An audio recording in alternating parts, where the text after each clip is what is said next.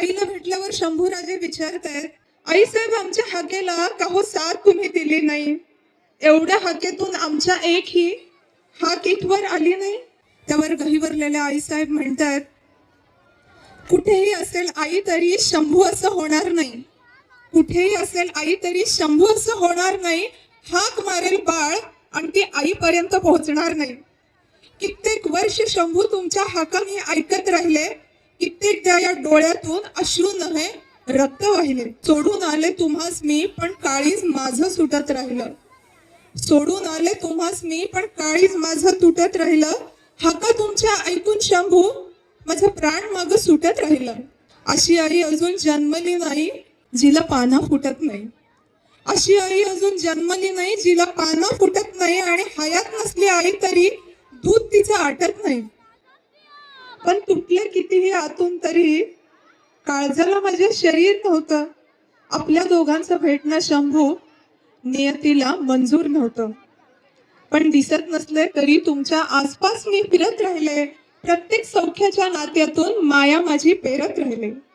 धाराऊच्या दुधातून भूक तुमची भागवत गेले. आई साहेबांच्या स्पर्शातून मीच तुम्हाला झोजबत गेले. या साऱ्यांच्या मायेचं शंभू तुम्ही चीज केलं. साऱ्यांच्या मायेचं शंभू तुम्ही चीज केलं. आणि सिंहाच्या पोटी छावाच जन्मतो हे पुन्हा सिद्ध केलं.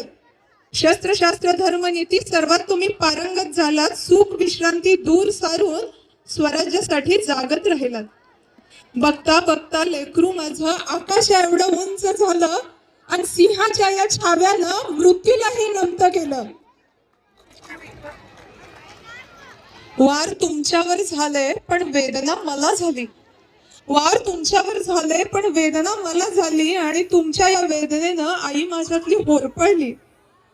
पण तुम्ही कुठल्या रक्ताचे बनलेलं होतं शंभू? इतक्या साऱ्या वेदनांमध्ये तुम्ही मात्र तेजस्वी राहिलात.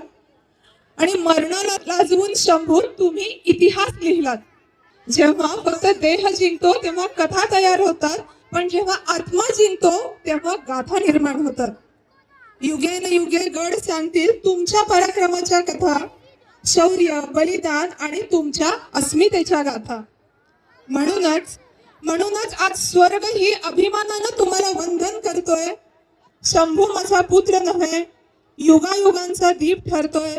युगायुगांचा दीप ठरतोय.